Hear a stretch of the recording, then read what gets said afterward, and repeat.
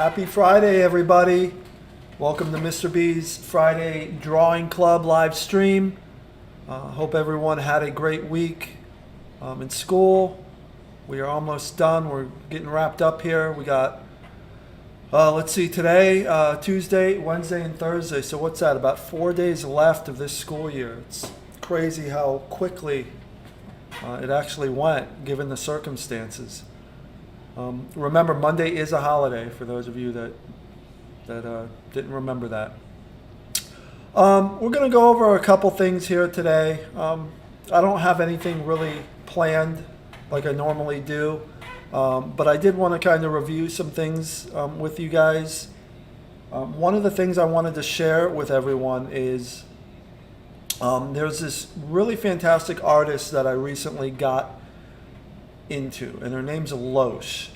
And looking at a lot of the artists in this club, watching you submit your work and knowing you and getting to know you, I really feel like you guys would love this artist. So I wanted to share her because she's actually sort of inspired me, and I've bought some of her books, and I've looked her up and gone on YouTube to watch her draw.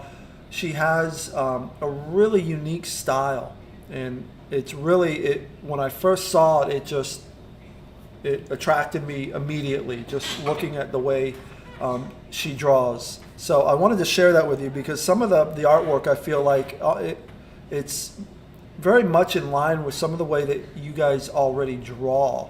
So let me go ahead and stop this, and let me bring this up. So here's one of the books. So I think she's got 2 books out currently, but this is her first book, and this is the book that I got when I first sort of found her, and her name is Loesch. So this is the book. It's the sketchbook of Loesch. I mean, and just look at that cover. That is just fantastic. She's a fantastic artist, sketcher. The color work that she does is fantastic. But this is called, excuse me, the Sketchbook of Loesch, Art in Progress. So the great part about this particular book is she goes through her process. She writes in there what she's thinking about, the different stages of progress that she goes through when she's drawing, which was incredibly helpful to me. So again, as artists, you always want to look for other artists, even if they're not, people with books or on TV or in comics, but even just your fellow artists. And when you see something that they are doing that you like, ask them how they did it. And don't just, ask them, but just sort of get into their head and what their process was, and watch them. There's no shame in that. Remember, this isn't a competition that this person or that person's better than me. We all want to learn, and we all have different styles. So, again, this is a great book. I'm just going to go through a couple pages with you. I know it's a little hard to see with the camera, but she's got some great tips in here with some of her sketches. Let me find some good sketches of hers. This is funny. This is some of her early sketches here. When she was really young. She's got some sketches there, and we can all sort of relate. I believe these sketches, and this is kind of cool, this is some of her sketches. I want to say she was in middle school. Well, yeah, it says she was 15. So middle school, she's just getting into high school. But let me see if I can get that up close to the camera there. But there's some of the sketches that she has there. Just some really cool stuff.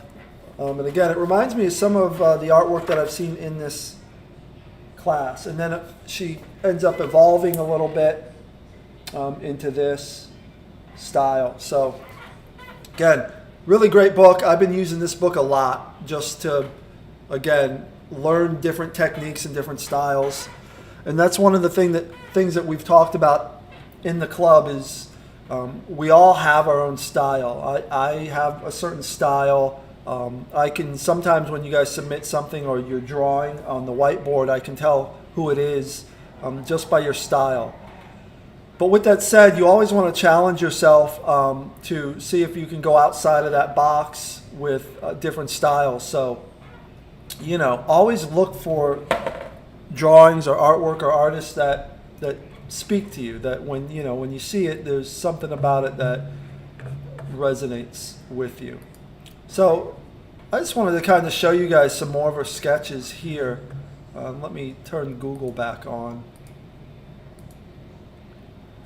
These are some of her sketches, and they're just really well done. I would encourage you guys to go in and look her up. Lois her line work, the way that she processes figures and portraits and colors and all that stuff. It's just really, really cool stuff. And again, it's Lois, Loish. I tried to reach out to her a couple times to see if we could get her on. So maybe if not this year, I'm going to keep emailing her and maybe wear her down so she'll come and talk to us, because I want to talk to her personally, and I want, for me, I want to kind of hear what she has to say and actually talk to her. But definitely for you guys in the drawing club, I would love to pick her brain so we could all learn a little bit, me included. All right. All right, so really the quick topic I wanted to go over was foreshortening. I don't know if you've ever heard of foreshortening. Some of you may have heard of it, some of you may not have heard of it. If you read comic books, you know what foreshortening is, because out of all the mediums of art, comic books really is the area where foreshortening is used a ton. And it's exaggerated even more than it would be in real pictures. So again, I'm looking at comic books panels right here, closer to the audience or the camera, bigger, and the stuff that is further away, smaller. So you're giving your sketches depth and foreshortening. Now again, in comic books, they kind of over-exaggerate that, and that's fine. Again, it's a particular style, but you can see it with a lot of these. Superman coming right at the camera, Spider-Man shooting his web here right at the camera. So foreshortening, again, gives a sense of depth and flow to your drawings. So that's kind of what we're going to talk about today, is just, again, with simple shapes, how to start that process of foreshortening. All right, so I'm going to switch over to Photoshop here so we can kind of go over that. Let's turn off that. So I'm going to kind of show you how I usually approach foreshortening. And again, I'm not going to draw anything really sophisticated here. I'm just going to sort of, like always, go into my beginning process so you guys can kind of see how I start. And then we can kind of go from there. And I'm going to, again, go ahead and turn myself off so you don't have to stare at me while I draw. All right, so let me make sure I got my right sketch. All right, there we go. It's a little thick, but I'll work with that. We will work that. So foreshortening, again, just remember you're sort of working in a plane like this. Right, and as you go back, the lines get closer together, and eventually there is a vanishing point. Let me get this back over so you guys can see it. There we go. So again, that's when we're talking about foreshortening, this is sort of the area we're working in, like these grids here. Right? This is what's close, and this is what's far. And eventually when you go back far enough, you get into something called a vanishing point. And that vanishing point is going to be an important part of foreshortening, and we'll talk about that here in a minute. But that's really the plane that you're working in. So usually when I start thinking about foreshortening or some type of object that might have some depth.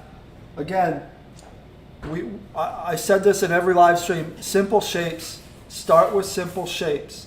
Now, again, as you get more sophisticated and get more used to some of these concepts, obviously there will be steps at the beginning that you'll be able to skip, right? Because you'll become more familiar with this. But again, I'm going to draw a cylinder here. And let me actually put that on another layer.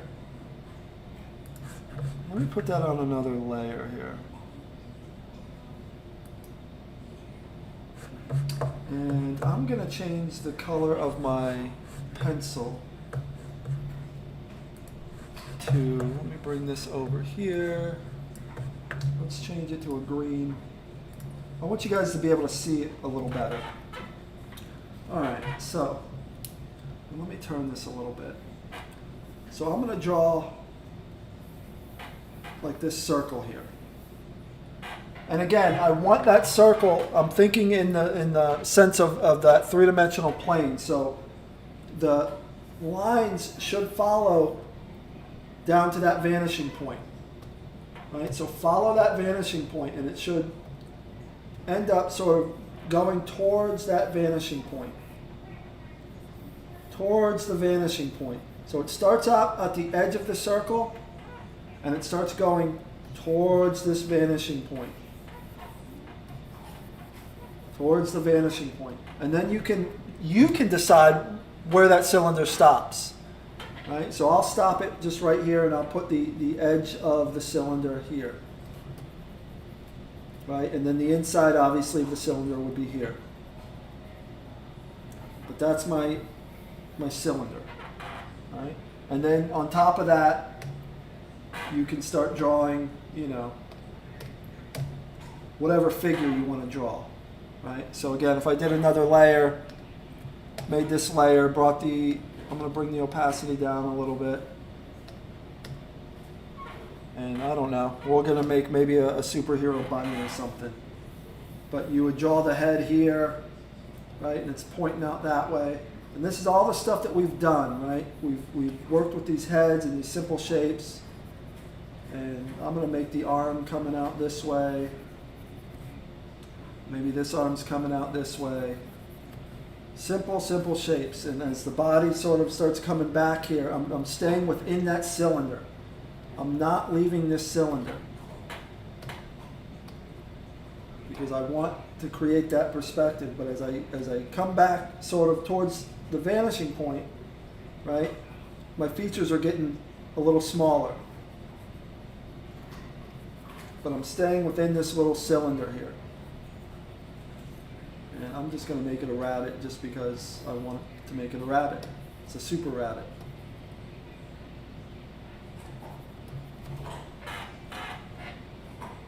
Right?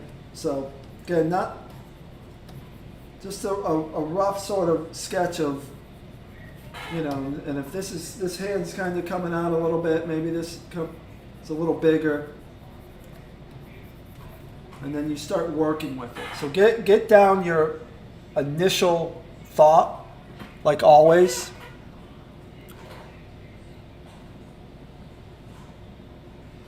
Yeah, so that's a great question. The live streams during summer break. That's a great question. And Sophia, I'm not sure if that's you or not, but I'm trying to remember. I think that is Sophia that. Yeah, I don't know. Definitely, if you guys would like to have some live streams during the summer, let me know. Because I do enjoy this, and maybe we can all practice together, even if it's just something very casual where we get together like this. I'm not. Yeah, Sophia, awesome. I knew that was you. I mean, do you guys want to? Just, again, leave me a response in the chat or go into the Google Classroom. And if you guys want to have some live streams during the summer, I don't mind that at all. I don't know if how we'll schedule that, but we can work that out, definitely. Maybe we keep the same schedule, maybe we don't. Okay, so again, if I get a bunch of, and I don't really need a bunch of responses, but if I get you know, a handful of people that want to keep doing this, I'm more than happy to do it because, I mean, it's not work to me. I don't know about you. I hope this doesn't feel like school to you. It doesn't feel like work to me. So I definitely don't have a problem jumping on with you guys and drawing with you guys. And I think during the summer would kind of be cool too, because I know I have some projects that I'll probably be working on during the summer. That's usually when I get the most time to like start drawing some illustrations for books and stuff that I do. So it would be neat to be able to share that with you guys, and then maybe you guys could actually even help me with that. All right, so yeah, let's plan on that. I'll throw out some details maybe later next week, and we'll see, you know, when and where we'll have the live streams. But we'll keep doing this in some form or the other. All right, so again, I'll get back to our foreshortening here. So yeah, again, I'm just staying in the cylinder. The features are getting smaller as we go back to this vanishing point. And we're just trying to give some depth. Just trying to give some depth to our characters. All right, so that's you know, one of the basic ways. I know one of the other big things to do, and let me get another layer here. I always forget to create a new layer, and I end up drawing on the backgrounds, which is not what I want to do. All right. So let's talk about, again, I'm just going to do a hand pose. This will be the last thing we'll kind of do. Maybe I'll do one more sort of technique. Because the hand is one of the main things that gets foreshortened in a lot of drawings. Why? Well, because usually in our drawings, well, let me back up. You know, I'm a big comic book geek, so I say hands are some of the important stuff, but I don't know. Hands and feet are usually when I'm reading comic books, and I read them a lot. You have people like reaching. Right? If you look there, that's a great example of foreshortening. I'm right at the camera. Look how big my hand is. Usually in comics, they're punching, right? Or they're kicking, or they're flying. So the hands is a great place to start. The hands and the arms are a great place to start with foreshortening. So let's take an arm, for instance. Just, you know, I'm going to draw a basic arm, maybe. We'll see. But, you know, let me start a little higher up here. So we have the shoulder here, right, and the bicep is here. And again, I'm just kind of drawing basic shapes at this point. And you have the armpit, and then of course you have the forearm here, and then the hand here. Right? And I'm not going to draw a detailed hand, but, you know, you have like a hand here.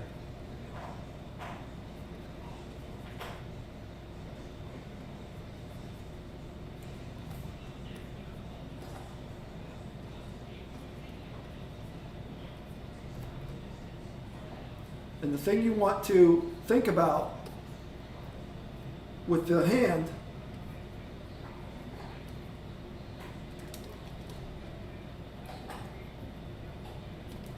and this is why, so I'm just going to kind of draw this here.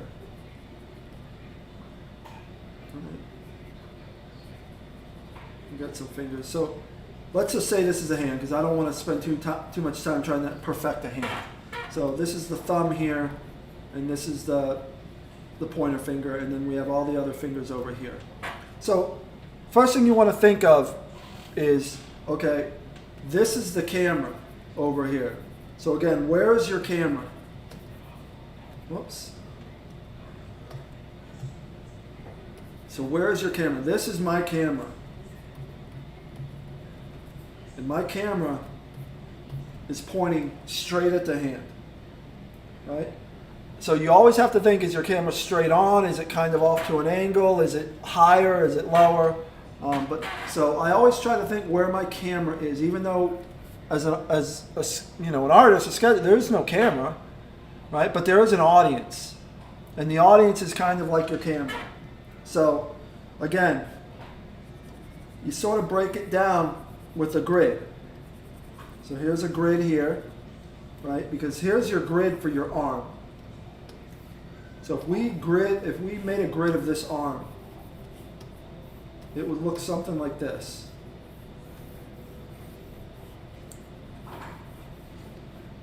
And then in the middle, right? So we got the middle, and that's your elbow. Right? And then this is just the whole arm span here. So you take that grid, I don't know what you want to call it, I'll call it a grid. And now you start turning it. So what you want to do is take that grid that you have there, and now just based off of what's in your head and where the camera is and what your character's doing, start twisting it a little bit. Start turning it a little bit. Start tilting it, rotating it a little bit, and then experiment with what that looks like. So for instance, if we took that grid and we kind of flipped it this way, right? So we know the hand's going to be here, the middle part is here, and then the back part's here. So our shoulder would be kind of here. We'd have to make sure that our elbow hits this middle part. So again, it's a little shorter now. Here. And then this comes out. And we want our hand to actually fit in this box, right? Maybe the thumb comes out a little bit. And maybe the fingers come out a little bit, however you want to do that.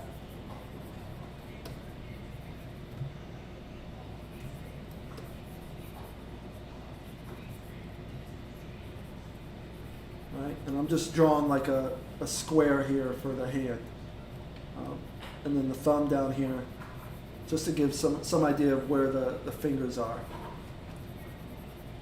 So our elbow still ends up in the middle, but everything is kind of squished together. And they're reaching out. So not directly at the camera, right?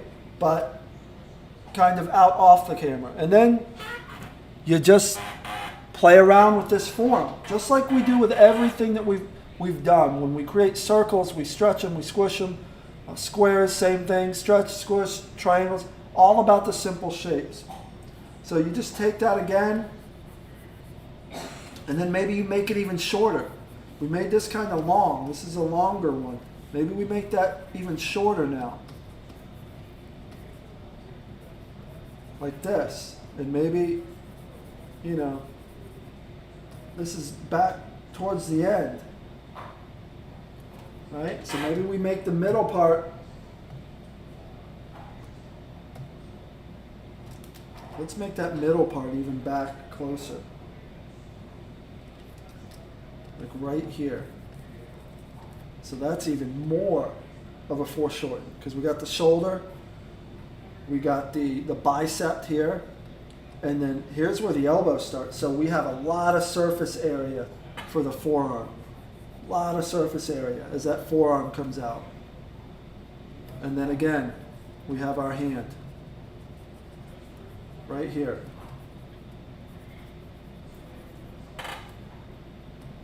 Right? We have our hand with our fingers. I'm not going to draw the fingers, but you can kind of see the hand right there. Right? So we have the hand there. This guy's reaching out again. Maybe make a finger coming out that way just so you can kind of see.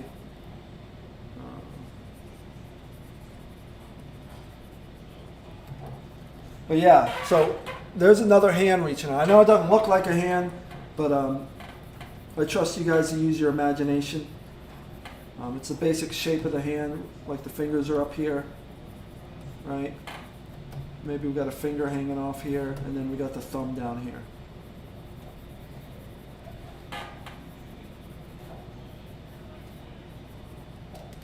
Let me kind of erase some of this stuff in here. So it kind of, on some plan, it looks like an actual hand. even if it's a rough sketch of it here. But yeah, so now you can see that's even coming closer to the camera, right? We've got our person that's even closer to this vanishing point that's back here. So the foreshortened's even more exaggerated, which, you know, again, depending on whatever you're trying to accomplish, that could be a good thing. And again, just remember, it starts with, I usually start with circles, then you put a circle back here, and then just connect them. It's as easy as that sometimes when you're trying to think. Maybe your big circle's here and your small circle's here, and you're sort of coming down here, and just connect them. That helps me at least understand my plane or my depth or whatever I'm working on, if that makes sense. So I might start thinking I want a character coming, you know, jumping down off of something or jumping out of something, but I want them going to the right. So, you know, maybe from my perspective, this would be the right. So I want him jumping this way. Maybe he's jumping down off this way. But I start with just that simple cylinder shape. All right, and then one last thing we'll go over, and then guys, I'll give you a whiteboard link, and you guys can kind of do some free drawing. If you want to do some perspective drawing, you can do that. But let's try this one last thing, because it's something I kind of talked about a lot, which is the vanishing point. And I'm going to attempt this. Let's see what happens. But let's say your perspective is like this is the top of a building, right? And this is the building here, the actual building. Then there's another building kind of over here. So again, these are the tops of the building, and this is the actual building itself. So your vanishing point, let's say you have a perspective like that. Right? So you're looking right down onto the city, or whatever this is. Right? This town, this city. That's your vanishing point, right? Because that's the perspective. And let's say you want to draw a person kind of sitting there. Let's say, well, maybe not sitting there, but you want to draw a person looking up right, you know, at the camera. So one of the things to think about is you're going to have a lot of overlap with your body parts and your shapes. Right? You're going to have a lot of overlap. And the closer you get to the vanishing point, the more overlap you're going to actually have. So just think of it that way. The closer to the vanishing point your person is going to stand, the more we're looking right down on top of them. So the more that you're looking right down on top of them, the less you're going to see. Right? So let's say we had a figure right on the vanishing point here, right? And we were looking right down on top of them, and this was the head, right? Really, you're only going to probably see the shoulders, like this. Maybe the feet, depending. Maybe an arm, right? You might have some pieces there, but really, you know, you'll have maybe the nose kind of peeking out, but you're not going to see a lot. You're not going to see a lot because you're right looking down. On the other hand, if you're kind of not directly on the vanishing point, maybe you're here, right? This is your vanishing point. Maybe you have somebody that kind of looks like this. Let's see if I can draw this quickly. That's the challenge. So we have the head here. Here's the body. And now the arms. They're kind of there, but they're overlapping. Right? These are the arms. We have some overlap. The body's kind of, torso is kind of underneath. I'm sorry, the pelvis is kind of underneath. The legs. Again, we've got some overlap with the legs.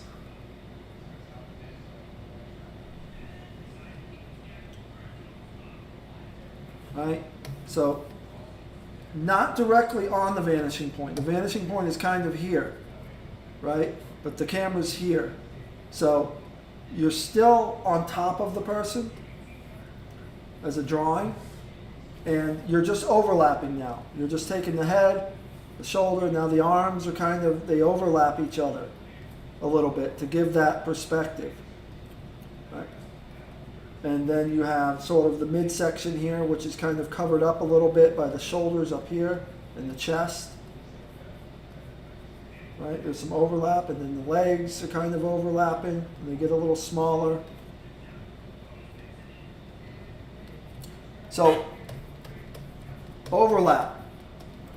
Right? When you're looking straight down on something, you're either going to have, like this first example, 0 overlap because you're looking right down on top of them, or as the camera sort of shifts and you're not looking right directly on that vanishing point, you'll start to have to build in overlap.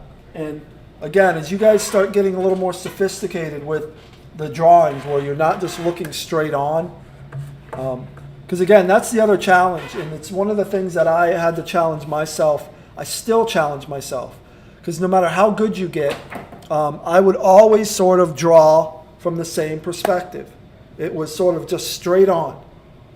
You know, it was, even as I got better with drawing figures that were more dynamic, they were moving, they had flow and they had rhythm, and their features were exaggerated, I noticed that I was still sort of drawing from the same camera perspective.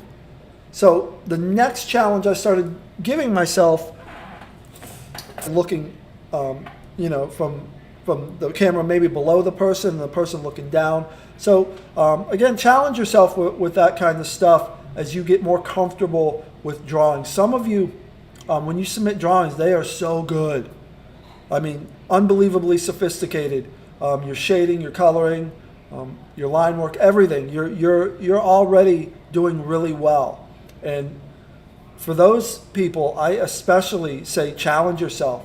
Get in there and get some, you know, dynamic motion and some flow into some of your work at this point. All right. So, with that said, let me bring up the whiteboard because I know you guys want to draw whiteboard fox. And again, thank you, Sophia, for showing me this because I think this is an awesome thing for us. All right, I am going to grab the link here. I'm going to go back into our Google Classroom, and I'm going to add the link.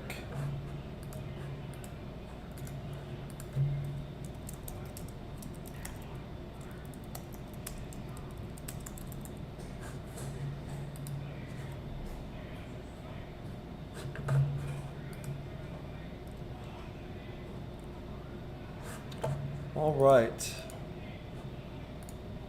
So we now have the link in there. If you want to go in there and refresh, go back into the Google Classroom and refresh your link. It's in there. And you guys can jump in there. I don't have anything specific, any challenges this week for you guys other than a suggestion maybe is I would love to see if you guys can add some perspective drawings. Give me some different perspectives. One from above, one from below, one from the side. Give me some foreshortening examples. I would absolutely love to see that. Let me get our whiteboard fox up on our stream.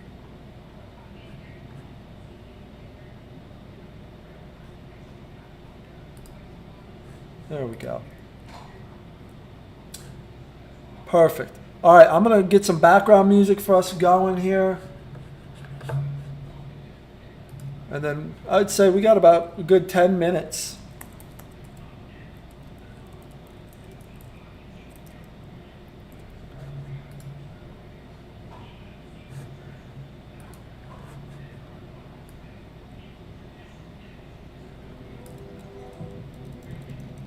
So if you guys can't find the link, let me know because I'd love for you guys to get in there. And again, nothing real specific that I'm asking you to do, other than